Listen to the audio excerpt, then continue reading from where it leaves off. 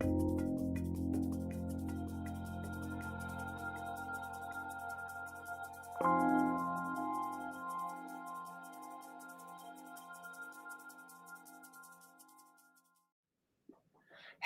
everybody, and welcome to A Focus on Grains. But before we get started, I wanted to show you a little treat. So I know it's Pumpkin Pie Spice Month and everybody's going crazy, and a lot of people use this as an excuse to eat a ton of sugar, because if you look at how much sugar is in those pumpkin pie spice lattes, it's probably about 1 or 2 days worth. So I'm going to show you a little trick. It's incredibly easy. What you're going to need is some pureed pumpkin. And this pumpkin pie spice mix actually has pumpkin in it. So I'm actually just going to put this in a container. That's all I'm doing now. So I'm putting a cup of pumpkin puree in a container. And I've got that in there. And then you can either make your own pumpkin pie spice mix, or you can do what I did this morning, which is I just ran to the store and bought it. Although I did make some real ones the other day. Now I am going to put a teaspoon of pumpkin pie spice mix into this container. And now I'm going to add, you just add your milk of choice. Here I do cashew milk because I'm allergic to dairy. And I'm probably going to do about 1.5 cups, 2 cups. That's probably 2 cups. Wait for the magic. You can actually see the magic happening. So watch. Do you see that beautiful color? These are carotenoids, and they help, they're antioxidants. They help your eyesight out. They do so many things. So this has no sweetener. If I added a tablespoon of maple syrup, when I go to make my coffee, I don't drink coffee, but a lot of you do, I would just add a little bit of this in my coffee, or I would heat up some milk and add this into it. So this is a concentrated source, so you wouldn't pour this and heat this up. So I would add probably a 1/4 cup of this to 1 cup of milk, heat it up, and have my pumpkin pie deliciousness full of nutrients. All right. So happy fall, everybody. Miss talking to you. So today, what I'm going to do is I'm going to take you through a focus on grains. We're going to go through a PowerPoint presentation, and then I'm going to do a little bit of demonstrating, because I know by reading your questions that there's a lot of confusion, and there is a lot of confusion about grains. And the thing is about cooking, it doesn't need to be confusing. So let's unravel all of this. All right, so I'm going to go through the presentation, and I'm going to click over to that now. And hopefully now you are seeing the presentation. So let's just do a brief history of grains. So grains have been around for thousands of years. And when we were able to harvest our own grains, that's when cities and towns and civilization actually started, because people didn't need to travel all the time to be hunters and gatherers and continue to find their own food. So this allowed for civilization to be built, and grains actually provide about 48% of the world's calories. So it is huge. So when we're talking about grains, when I'm going to answer questions, I'm going to say it depends, right? So there are different cooking techniques and different things you can do. It can go from simple to complicated, depending on what it is you're looking for. So the whole purpose of this presentation is to increase nutrients, decrease toxins, and make it very flavorful. So grains are really part of the grass family, believe it or not. So they're either called grains or they're called cereals. And you have grains, and then you have what's called pseudograins. And pseudograins are not grains. They're made from not the grass family, but from short shrubby bushes. They're the fruit of the short shrubby bushes. Say that 10 times fast. So let's take a look at some of them. You'll see here on the left are your grass grains, and on the right are your pseudo grains.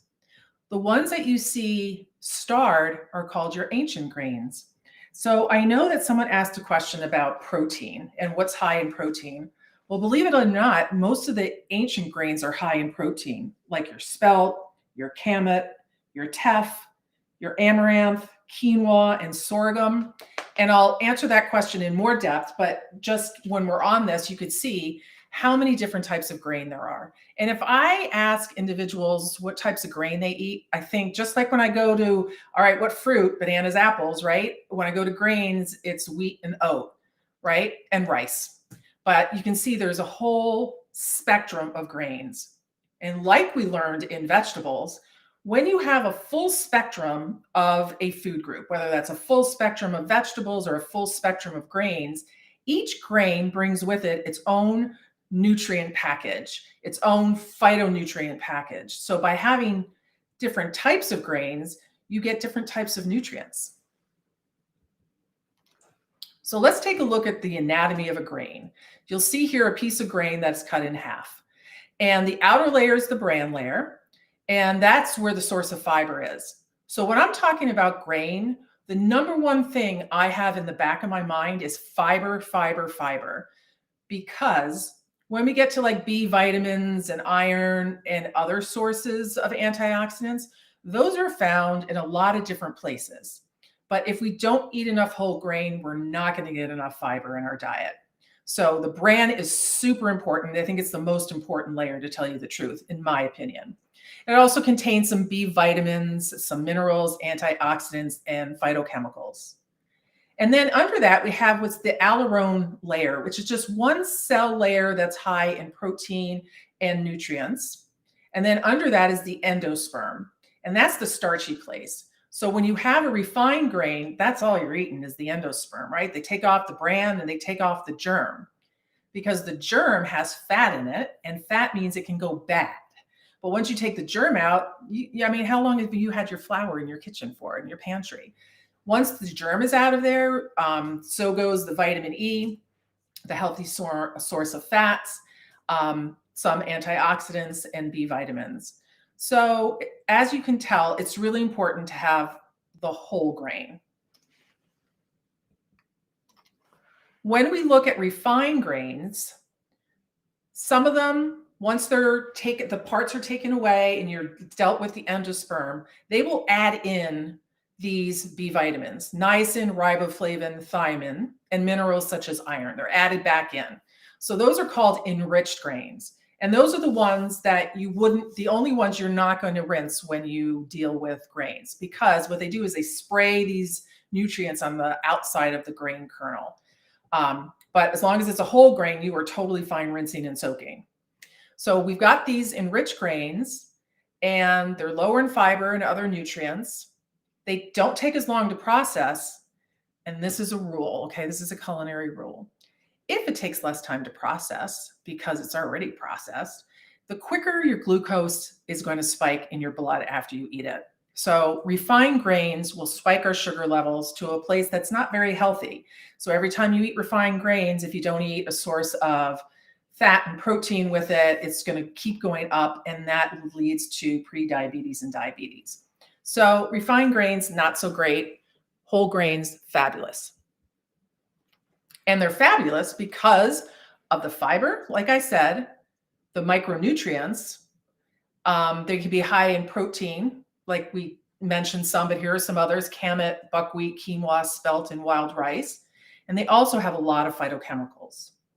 So when we look in the science of people eating a lot of whole grain versus those that don't, what we see is that whole grain improves digestion and gut health. Because if you've heard me before, I can't have a lecture without talking about the microbiome, the last frontier. The microbiome are those entities in our gastrointestinal tract that affect everything. They can create neurotransmitters. They affect our mood. Your microbiome's happy, your gut's happy, you're happy. So the fiber is what the microbiome likes to eat on. So when you have fiber in your diet, your microbiome's super happy. It's been shown to prevent and help treat diabetes, especially when you're looking at sorghum, buckwheat, oats, and barley. Now, again, we're talking about decreasing that sugar spike, and that's why it's effective for preventing diabetes. It also decreases the risk of colon cancer. A lot of people, when they're talking about fiber, professionals that is, we'll talk about fiber like a broom in your intestines. So if you have toxins in your foods and they are going through your intestinal tract and they're traveling through your small intestine and then they get to the large intestine and they kind of sit there because there's not enough bulk and there's not enough water to push it along, and you become constipated because you're not having enough fiber in your diet. And then those toxins can have a direct effect on the lining of the colon. So it's really important to have enough for colon health. It also has shown to reduce cholesterol levels and decrease the risk of people dying from heart disease. Lots of good reasons, but you still can't get a lot of people to eat enough fiber. And how much fiber, you ask? If you're a lady, it's 25 grams a day, and for men, it's 38 grams a day. So when we're looking at sources, high sources of grains, the ones I had mentioned previously have about 10 grams per cup of cooked grain. So that's about 10 grams per cup of cooked grain. Yeah. Oh, I'm sorry. That was the protein.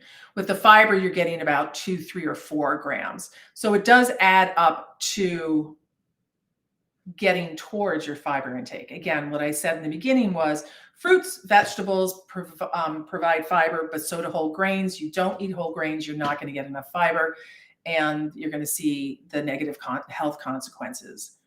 So knowing all of this, 90% of women and 97% of men don't meet the daily requirement of fiber. So that's why I say a lot, fiber, fiber, fiber. And I'm going to show you how to make fiber that tastes scrumptious. So let's take a look at our tongues. So each grain has a slightly different flavor profile. Now the flavor equals the taste and the texture. So when we're looking at amaranth, it's light and nutty, which somebody might like. Or we can have teff that's mild and earthy, but they might not like that flavor. So you can try quinoa or millet, and you can see each one has a slightly different flavor profile and texture profile, so that there are many to choose from. So I would suggest try one new grain a week. Why not? And see which ones you like and your family likes. You don't have to like them all, just like you don't have to like all the vegetables. But if you have, I don't know, 5 or 7 whole grains that you really go to all the time, you're doing great. Now, grains have some bitterness to them because we had talked about this when we were looking at vegetables as well. When something's super healthy, it tends to be bitter. So the phytonutrients tend to be bitter because they're preventing critters from eating the grain plant or the vegetable plant. And these, to our taste buds, taste quite bitter. So if you've had quinoa and you say you hate quinoa because it's so freaking bitter, that's because no one washed the saponins off of the quinoa, which is like this soapy residue that prevents other animals from eating it. But before you cook quinoa, you really have to wash it well to get those saponins off. There are other ways that you can decrease the bitterness, and we're going to go into those, like soaking, and that's in another couple of slides. Texture is also a large contributor to the overall experience of whole grains. Working with kids for decades, they really don't like the difference in the texture. So I usually tell parents to create, when they're making pasta, do like a 1/4 cup whole grain pasta with 3/4 cups refined grain pasta. That way you slowly get used to the heavier texture of whole grains, and your taste buds will get used to it. They are not set in stone. They are very fluid. So now we're going to take a walk into the kitchen where we're going to find a lot of solutions for these bitter tastes. And hold on one second. It's kind of jammed on me there. Okay. So when we are in the kitchen with grains, what do we want to do? We want to preserve the nutrients, increase the availability of those nutrients, move any toxins and debris off of them, and create delicious, flavorful dishes while saving time, money, and effort. And we need to know how to store them safely. That's not too big of a task. Nope. So Grains have what's called an anti-nutrient on them. And just think of it as like one of those grabber things that you can grab onto something, right? And it doesn't let it go. So the lectins and the phytates, those are the two that are in grains. And you'll see them here in the table. It's the second and fourth line. Those are in grains. So how do you get that grabber thing to let go so that you can actually absorb the nutrients? So phytates are hanging on to nutrition, but you got to let it go. And you can do that by boiling, soaking, fermenting, or germinating. The same with lectins. You can let the lectins, you can disperse the lectins and have them not be in their true form that they are, so that they don't affect the gut lining as much. And a lot of you have heard about this. I know there have been questions about this, the lectins in food. And when you follow a certain physician, he has this whole list of foods that you need to avoid. Perhaps you can learn how to add some more into that list by boiling, soaking, fermenting, and germinating before you consume those grains. So we are now going to go into the steps of grains, how to prepare them. The first step is you need to prepare them, and that requires rinsing. I know someone asked about rinsing. Yes, we need to rinse our grains, except if it's the enriched grain like I talked about, because you don't want to rinse off the vitamins. If it's parboiled rice or bulgur wheat, because those two are already slightly cooked already. So, but the rest of them, you want to rinse them so that you remove any debris and excess starch that's on them. If you soak your grains overnight, you're going to improve the nutritional value because of the grabby thing, right? It's going to let go and it's going to make them easier to digest. Now, whole grain products are going to take longer to cook than refined grains. So if you soak the grains, you cook them for less time. Now, when I was preparing for this lecture, I'm like, don't make it too complicated, Debbie. Don't make it too complicated, right? So I rinse my grains. I rarely soak them because that's just an extra step I either don't have time for or I don't really see the need for. But this is where I'm going to come back to, it depends on what you're looking to get out of grains. So if my irritable bowel syndrome and I'm on a FODMAP diet and I really have to pay attention to that, I'm going to soak my grains for sure because I am already sensitive to those grains. But if everybody is pretty healthy gut-wise and they don't have any adverse reactions to grains, I'm going to skip that step unless I have extra time over the weekend and I'm going to soak some. I do want to spend about 5 minutes talking about rice because the way rice is grown, it grows in a lot of water. Because of that, it absorbs more arsenic than other grains because this always bathed in water versus it just gets to the roots of the other grains. So it's important to rinse before cooking, again, to get rid of that excess starch. Rinsing will get rid of a tiny bit of the arsenic. But what you want to do to remove 50% of the arsenic in brown rice and 75% of the arsenic in white rice, again, going back to, it depends. If I'm eating rice all the time, I'm going to go to this next step. I'm actually going to parboil my rice. If I eat rice once a week, I'm not going to bother doing that because there's some exposure, but there's not going to be a lot of exposure.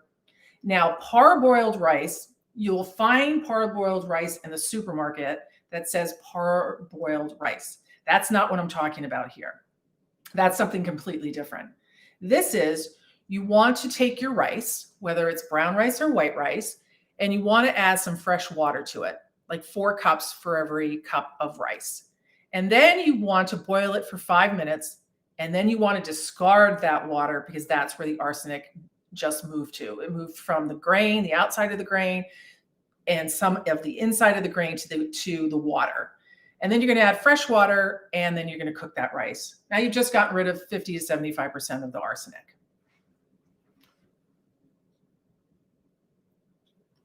So we prepared our rice, we rinsed it, maybe we're going to soak it depending on our needs, and now we're going to cook it. And I hear at least from one of you that that's a hard task. So what you want to do when you cook whole grains, there's two ways to cook it. There's the pasta method where you cook grains in a ton of water until they're tender and then you drain it. I don't like that one from a nutritional standpoint because what you're also throwing away with that water are your water-soluble vitamins. Most grain products will have instructions on the back of the package. Always follow those if they contain them. If they don't, what you're going to look at is you're going to look at different ratios of water to grain, and you're going to measure the amount that's suggested, and you're going to cook it until there's no liquid left. So you'll see in this box here that buckwheat, bulgur, quinoa doesn't take as long as whole rice or millet or teff. Again, there will be instructions on the grain that you buy, unless you buy in bulk, which is a lot cheaper. And then you just want to look up how much liquid to how much grain. And that just becomes a simple formula that you don't vary from. Now, if you cook your grains in a very shallow, wide pot, the water is going to leave, it's going to evaporate before it even cooks the grain. So that might be one thing that one of you is doing that might not result in a great grain product. And then don't forget to rest it. Like us all, grain needs to rest. It needs to rest for at least 5 minutes after you've turned off the heat and made sure there's no liquid in the bottom of the pot. Uber important. Never, ever, ever, did you hear me, ever lift the top of the lid while it is cooking. Never do that. You don't want to stir it. You don't want to lift the lid. You want to just keep it like it is. And you're going to keep it like it is for at least 5 minutes to 10 minutes after it's cooked so that the liquid can settle within all of the grain. You don't want the water to be, the grain on the bottom to be where all the water, like most of the moisture is, not water, where most of the moisture is, and on the top, have it be drier. And then you're going to fluff and stuff your face. All right. Now, we're going to talk about making grains delicious. So before cooking, there are several things that you can do to make them delicious. You can dry toast them.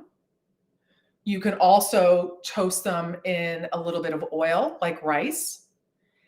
You could toast them in oil and some onions or some other type of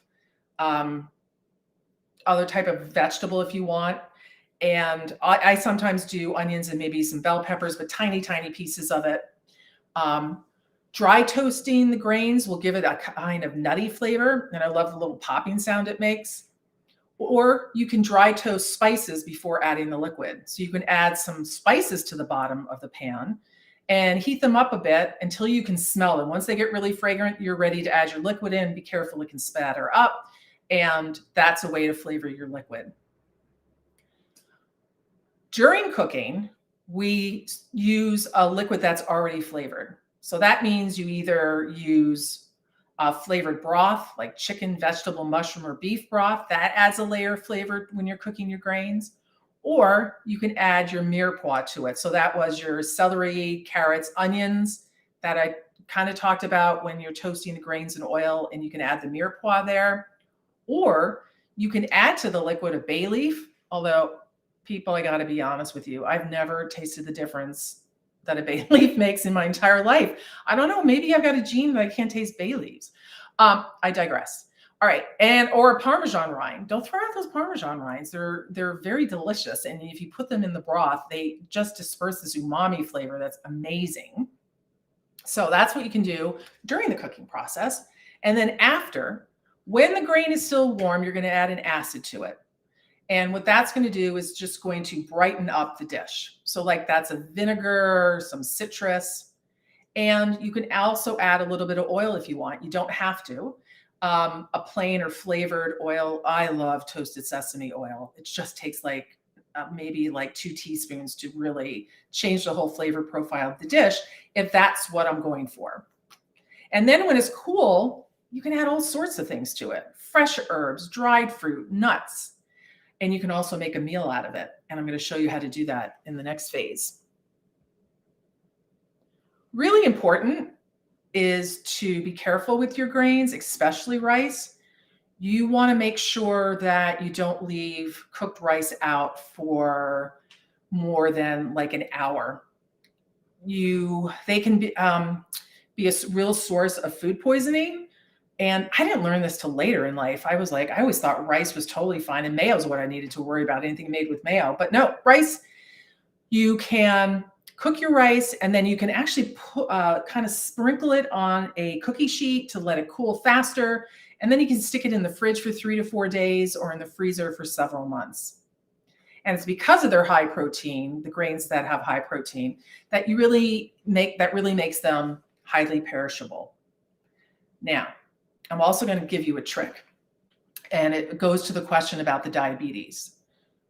When you cook potatoes, pasta, and rice, and you eat it hot, it has a very high glycemic index. It makes your blood sugar levels spike as if you've eaten sugar. If, however, you cool down your rice or your pasta, the resistant starch starts to combine again. It unraveled when you cooked it, comes back again when you cool it, and then when you reheat it, this is like magic, people, it doesn't raise your blood sugar level, has a lower glycemic index. And I'll go over that again when we get to the questions.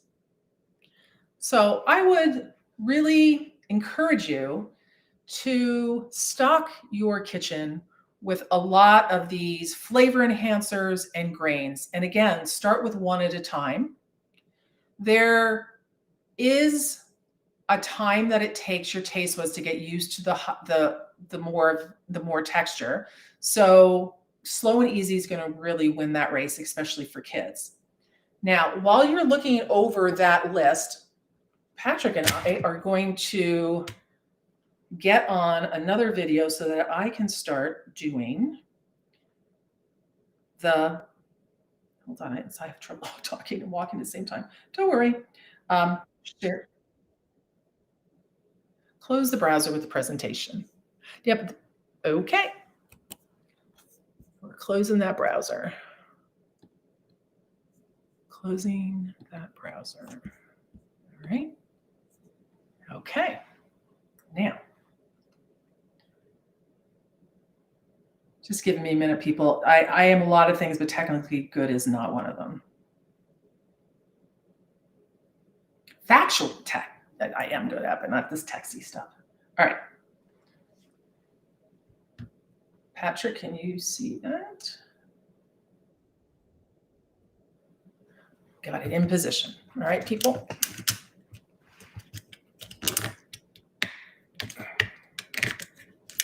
Yeah. All right. Use all my muscles. All right, here we go. We're at the counter. Okay, I gotta go back to the. All right, can you see the counter? Do you see that? No, there's nothing coming through because I don't think I did this. Video share, okay. Share your camera. Allow. Waiting for camera to load. Start. You got that? Okay.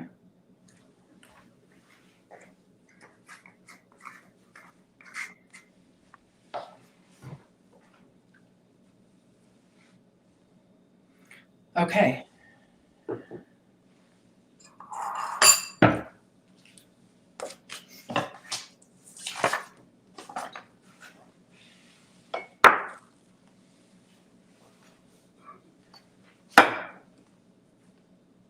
Are we good? Thank you for that brief pause. We thank you for waiting. Now on to our cooking segment. All right. So I made some brown rice. I rinsed it. I let it rest because I want you to see what happens when we fluff and stuff. So this has sat for a while, and now I am going to fluff my rice up, and it is delicious looking. It's not sticky. Well, it's kind of sticky, but it's not clumping together, which I don't like. All right. And the bottom isn't any wetter than the top. So definitely fluff your rice. And we're going to use that when we're building a bowl in a minute, unless we choose to do the quinoa. I also made a pot of quinoa. And I did rinse it first. And so now I'm just fluffing it up. I think I'm going to do a quinoa bowl. Okay. So here we go. It's okay to be messy in the kitchen. What I'm going to do is I'm going to make the base of my bowl quinoa. So I'll put like a cup of quinoa in here. This is a grain bowl. You can make these in jars too and just bring them to work. Deliciousness. And now I'm going to add some roasted butternut squash. So the key to cooking delicious food is any opportunity you have, any opportunity you have, add a layer of flavor to it. So instead of just steaming my butternut squash, I decided to roast it. Yum, but I'm not just going to roast it. No, I'm Dr. Deb. I added curry on the outside. So this is curry squash. So I'm going to add a little bit of curry squash to it. And then I wanted to have a little different flavor when I also roasted my Brussels sprouts. I wanted it to be fresh. So what I did was, after I roasted it, I just squirted some lemon juice on top of it with some salt and pepper, of course. That always goes without saying. So it's getting super delicious. Also, I'm going to add some chopped up cucumbers and some onions. And note to self, before one goes on camera, do not cut the onions because one will be crying through the whole thing. All right, just going to do a little sprinkle of this. I decided to try some red onion. I'm not a fan of red onion very much. I find it just too potent for me. All right, what else do we have here? Oh, my chickpeas that I roasted. I roasted them by rinsing them, and then I put them in a bowl that I mixed a little bit of cornstarch with turmeric, cumin, a little bit of paprika. So I'm going to add these to have a bit of crunch. So again, I'm looking at texture. I'm looking at flavor. I had made a while ago some quinoa that I roasted in the oven. And these are crunchy little bits. And it just adds a bit of surprise. So we're going to have some of that. And then, what is a grain bowl without an avocado? You need an avocado. It just provides that delicious, savory, fat, creamy feel with being healthy fats. All right, this is a little, there we go. Yum. Yum, yum, yum, yum, yum. A little bit of tomatoes. Now, if this was for my son, I would add tofu to it. For me, I would probably add a little bit of either salmon or chicken. Or if I'm in the mood for more of a vegetarian meal, I'm going to add some nuts. And I already have some garbanzo beans in there. There's enough protein. So while grains are limited in lysine, which is an essential amino acid, legumes have a lot of lysine. And while legumes are low in methionine, the grains are high in methionine. So all to say that if you put a grain with a legume, you have a complete protein. And you got to have a little sweetness in the bowl. So a little bit of apple. I'm going to do another slice of that. You could do roasted pumpkin. You can make this fall-like. What I love, like Build a Bowl, you actually have a handout on the website that you can download on how to build your own bowl. So I can make this with an Asian flair, an African flair, a Middle Eastern flair, an Indian flair. I can honor someone's cultural heritage by not asking them to make their bowl with certain ingredients and allowing them to decide which ingredients they want on there. That is culturally, that makes cooking diverse, equitable, and sustainable, because you're allowing an individual to follow their own palate. Now, I want just a fresh dressing on this. So what I'm going to do is I am going to put some lemon juice, a little more lemon on that. Again, to brighten up things. This is a big honking lemon. All right. Then I'm going to go for my olive oil Hunter. This quarter, it was from Chile. This is just incredibly, I'm going to put a drop on here so you can just see the different color. Can you see the color of that? It's almost greenish. From tree to my palate is within a month. All right, so I'm going to put some of the good stuff. I only put the good stuff in dressings. I'm not cooking with this good stuff. And then I want a little bit of garlic powder. Again, just really simple and fresh. And some Dijon as an emulsifier. It's a little bit of mustard as an emulsifier. Not a lot. I'm going to whisk that up.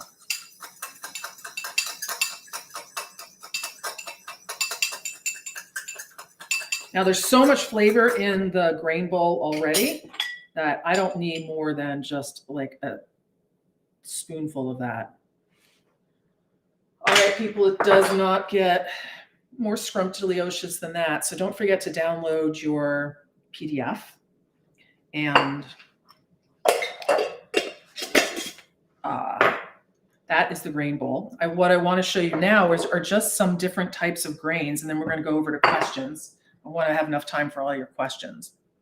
I can't do oats because I'm gluten-free. And yes, some people think that gluten-free people can do oats, but not all of us can, because it still has a form of gliadin in there, but that's just technical. Anyway, but I loved oatmeal. And then when I couldn't eat gluten anymore, I was like, oh my gosh, buckwheat groats. Look at this, buckwheat groats. They take longer to cook, but they are scrumptious. Sometimes I'll put buckwheat groats with amaranth and teff and just make a mixture of hot cereal in the morning. I'll make it the night before because I'm not getting up that early to make it in the morning. And I just want to show you that there are different types of flours out there.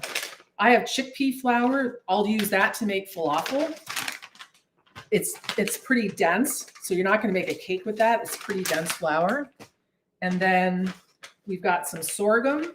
I find that you need to add a little extra moisture with this because it tends to dry out the the muffins that I'm making. Okay, I do make cupcakes sometimes, so don't blame me on that. And then what I use most of the time is King Arthur's 1-to-1 measure. And they have I don't have to even think about it. I use this just as white flour.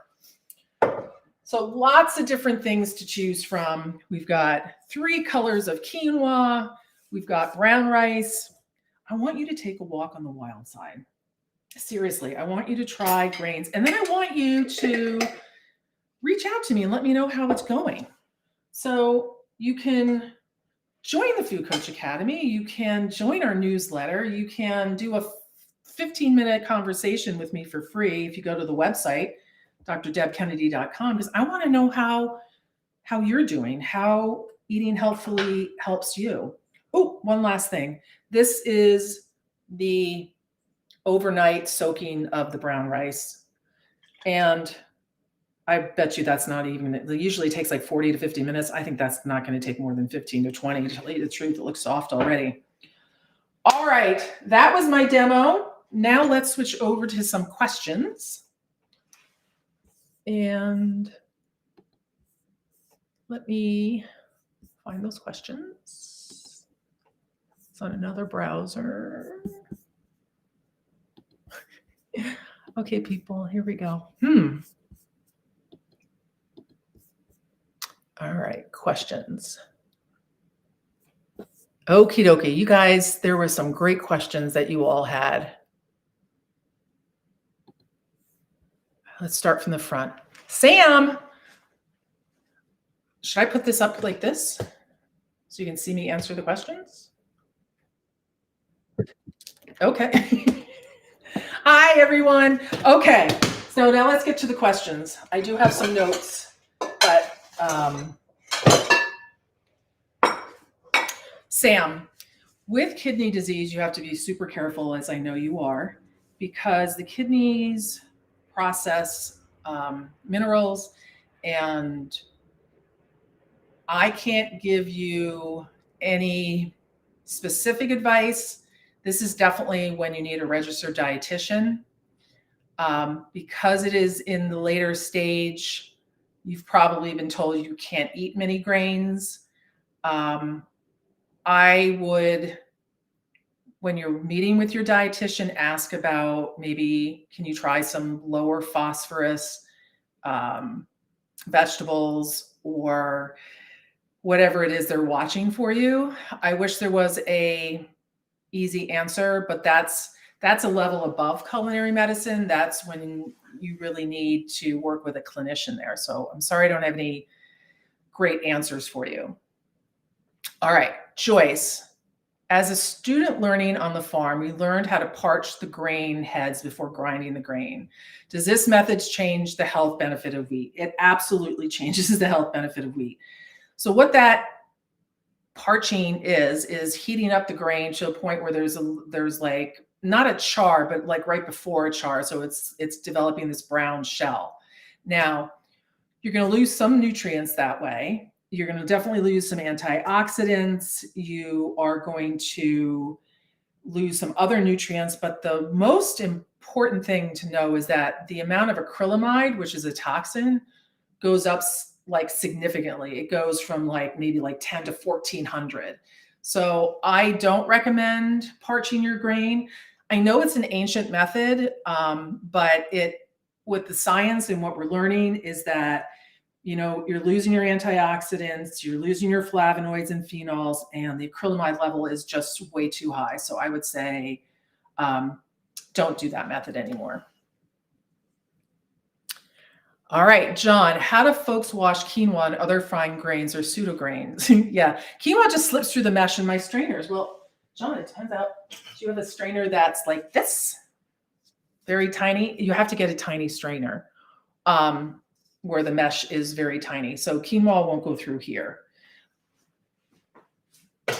Some people will put it in a bowl with some water and kind of mix it around, but you still need to be able to strain it. And it's really important to wash your quinoa because of what we talked about, the saponins. Do I consider polenta a grain? Karen, do I consider polenta? Technically, yes, it is a grain. And what I would look at is the polenta that they use, how much fiber is left in it. So if it's devoid of fiber, it becomes one of those refined grains versus a whole grain. But polenta itself actually is a grain.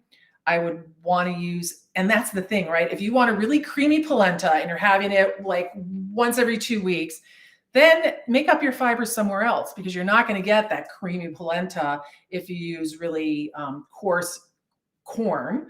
But you can try. Depends what it is you're looking for there. All right, now we've got Myrna. I'm glad you love the Rouxbe bread recipe. You're gluten intolerant. You use spelt flour. It turned out to be great. My question is about liver detox and grains and gluten. Myrna, yes, that's a very great question. So what Myrna is bringing up is the fact that those that have celiac disease tend to have elevated liver enzymes. And they're not 100% sure why the liver enzymes are raised, if it's a direct result of consuming gluten before it's been treated. But what they do find is that those that have celiac disease and come off the gluten, the liver enzymes tend to come down.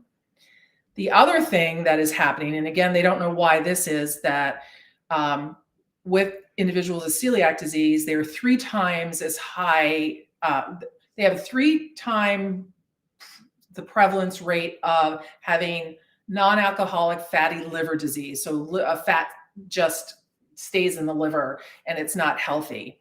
Where we usually see that is with people drinking a lot of soda, anything with high fructose corn syrup, because fructose gets into the liver. And if you drink a lot of it, it kind of just stays there and it turns into fat and you get a fatty liver.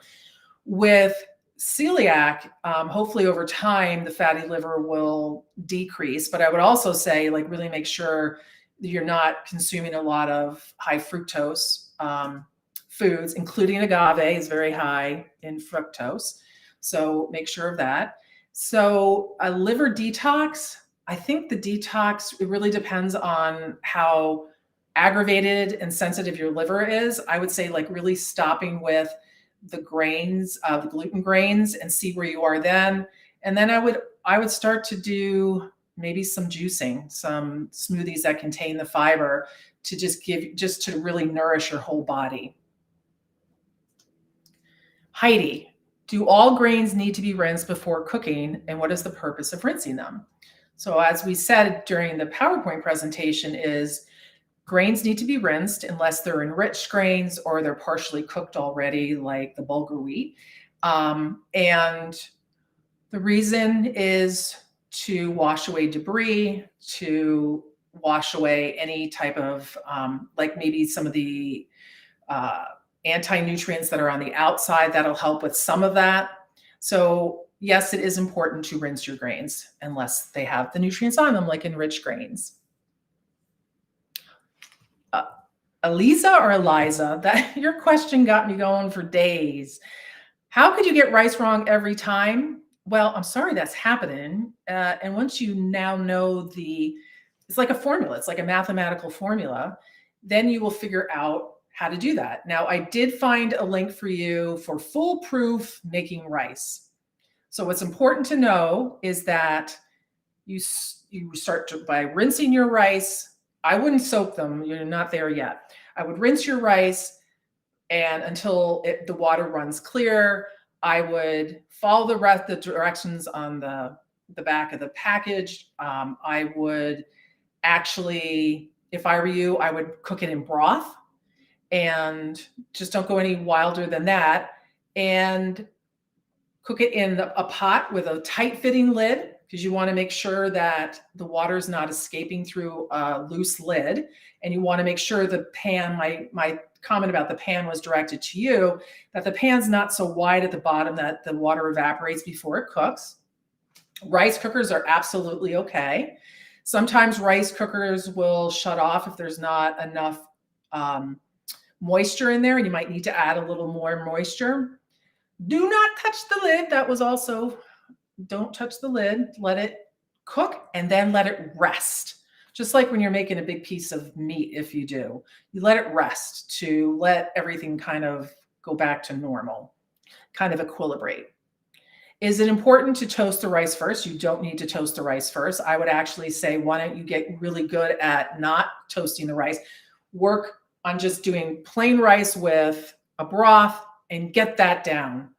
And then once you do that, then you can start to toast or add a mirepoix or add some spices to your rice.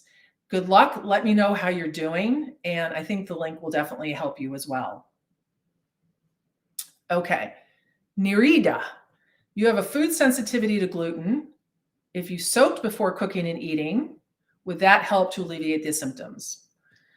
Not really. So when you are soaking, let's just say you're soaking wheat in some water, all the gluten is not going to denature, fall apart, and not be there. There's still going to be some gluten in there.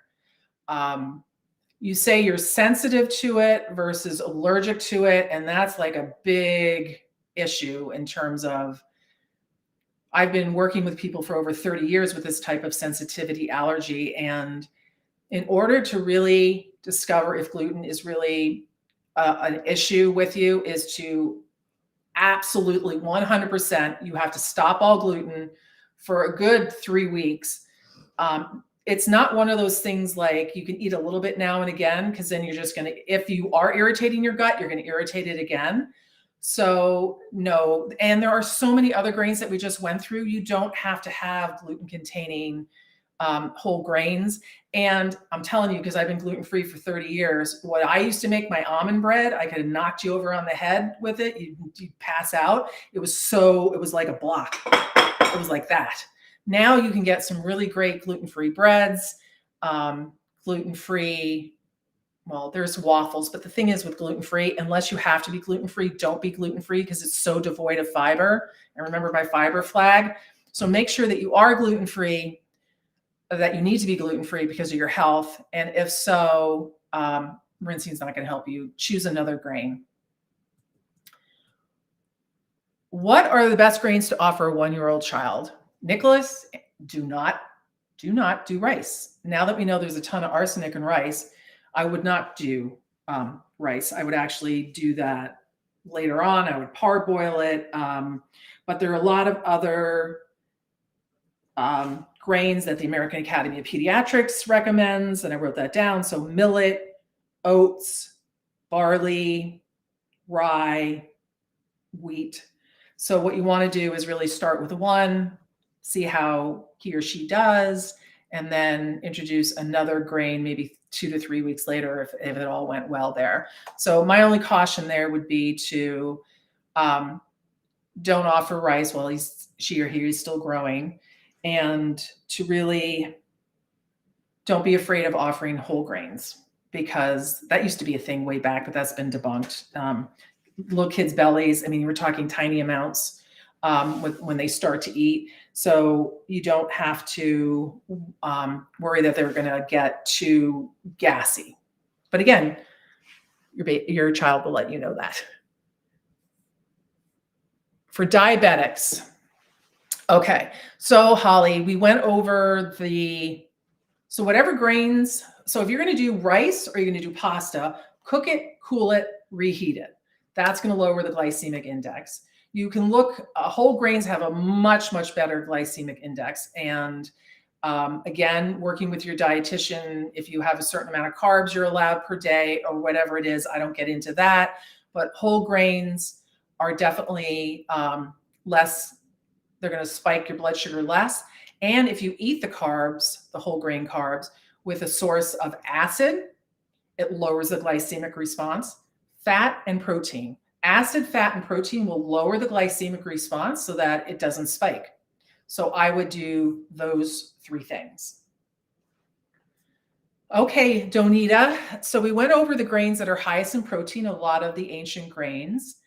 And again, you can mix the grain with the legume, rice and beans, like cultures that have been around for hundreds and hundreds of years, if not 1,000. Have already figured that out on their own. That's why you have rice and beans together, right? And my personal preferred method for cooking grains, I like to cook it I like to let the broth really sing. That's one thing. So I will use a flavored broth. I love this Better Than You bouillon. I use this organic Better Than You bouillon. This is a vegetable one. And I know you're vegetarian, so I added some of that to the water when I made this rice. And also afterwards, that's when the party begins. That's when you could throw so many things onto your cooked grains. I like to have something crunchy on there, so a little something sweet, like maybe dried cranberries in the season of pumpkin pie spice, and really just make it entertaining for the tongue. Beth, you have an autoimmune condition, some food sensitivities, leaky gut. I totally get where you're coming from. And you've read that it'd be helpful to eliminate grains. Thoughts, suggestions for tasty replacements. I've been where you have been for a very long time, and it took a long time to figure out what it was that was setting off autoimmune, sensitivities, all of that. More than likely, you have something in your diet that is affecting the lining of your intestines. And what it does is it creates these holes, which is what leaky gut is. And then because you have these holes, because of the offending food or foods, bigger protein molecules are getting through. So a lot of people who have what you're describing, I will see a list this long of everything they're allergic to. they're really allergic to maybe one or two things or sensitive to one or two things. You take those out of the diet, the leaky gut no longer becomes leaky, and they no longer are allergic or sensitive to everything under the sun. So the first thing I would suggest for you is to really figure out what it is that's irritating your gut. If it is grains, you could try eliminating dairy, no dairy for 2 to 3 weeks at least, and then add some back in. What does your body say? Do the same with gluten. Do the same with other grains. Your body will tell you what's working and not working better than any blood test. Again, being in this field for over 30 years, I've sent people's bloods to different labs, and there is no, in my opinion, accurate blood levels that tell much of anything. I haven't experienced that in my life with me or my patients. So I would say try to get to the bottom of it. Use yourself as the indicator of what's working and not working, and try something different every about 3 weeks, and you'll find something. All right. I wonder if you have any opinions on using alternative flour like acorn, stone ground compared to the dwarf wheat flour. Amy. Yeah, so absolutely. I would try, I love the stone ground breads, and there are different types of wheat. You saw on that list how many different types of wheat there are. And I just would say definitely play around with them. You might be getting to the whole issue of gluten, and maybe the acorn and the dwarf isn't going to affect me as much. And one of the reasons for that is because we're eating so much more gluten than we ever did in our existence. And that's part of the reason why we're reacting. And in Europe, I hear a lot of people go there and they don't have a problem with some of the wheat. So try it out, both from a health perspective and a deliciousness perspective. What kinds of grain processing exists? Which matter and matter not so much? Well, Michael, there is a whole list. I have it in my textbook. I wish I had it here. From clinic to kitchen, the basic foods. In that textbook, it has the whole, from cracking, polishing, all of this. It matters when you get to the place where you're stripping off the bran and the germ. That's where I would say the line before that, eat those types, but not after that. Quinoa or brown rice, they're both really great for you. They both have fiber. They both have nutrients and phytonutrients and phenols and flavonoids. So Tony, have a variety of grains. I'm glad you didn't say white rice, because then I would say, no, quinoa is better than white rice, but you were smart and you said brown rice. So keep eating your whole grains. And wild rice is good for you. Absolutely. It's, again, I don't think it's in the grass family. It's in a different family, but it's still considered, I think it's a pseudo grain. I'm not 100% sure about that, but they are good for you. And including grains in every dish, you need to have about 6 servings of grains a day. So it's kind of hard to not have them show up in your dishes and your snacks. That would be a lot to eat at one meal. So I would say, yes, it would be great. And if you look at the My Plate, whether it's the Healthy Plate from Harvard or the My Plate from the USDA, there is a section for grains. I am new to the WFBP way of eating and come with ingrained ideas of carbs, especially grains are bad. How can you stop fearing? Yes, whole food, plant-based. How can I stop fearing grains? Kim, I totally get you. Okay, so you're the boss of yourself, all right? Your body's going to tell you whether it likes grains or not. No, not me, no class, no nothing, right? So try some grains.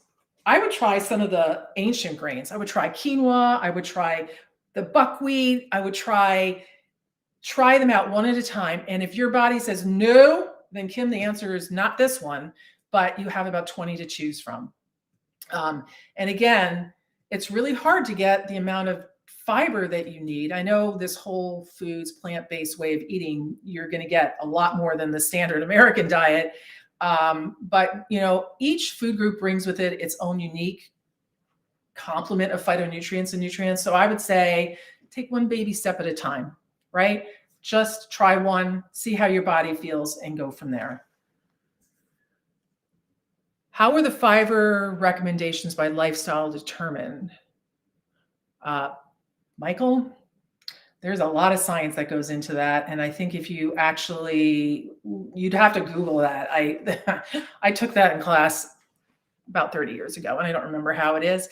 But they most likely, they're definitely looking at science, and they look at health versus different fiber intakes. So there's a lot of epidemiological studies, and there are life stage.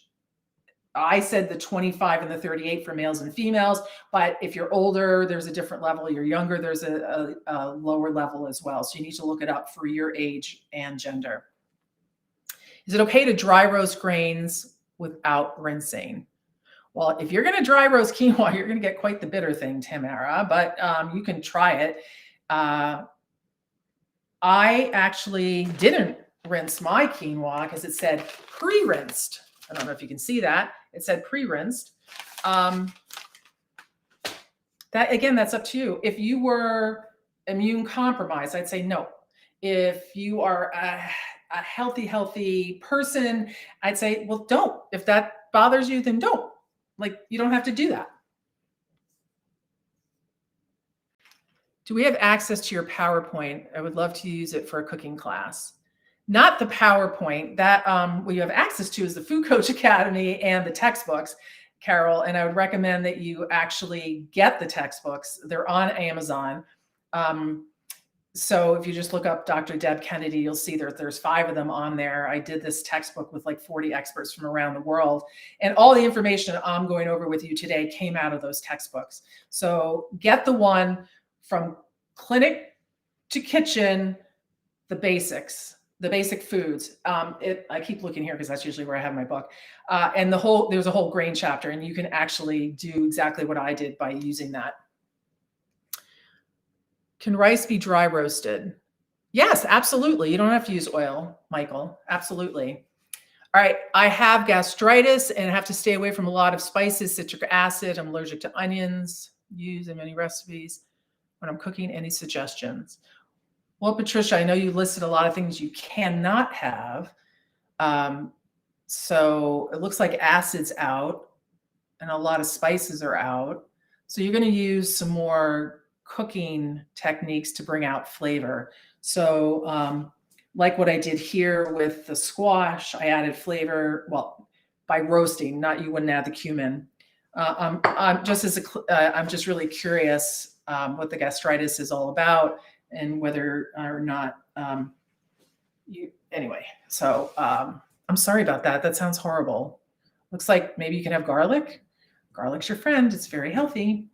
With that, I see that it's 3:05, and I really enjoy spending time with you today and really hope that you join me as a food coach or you spread this word to people, because I believe that unless we teach people how to cook, people aren't going to be as healthy as they can be. Thank you.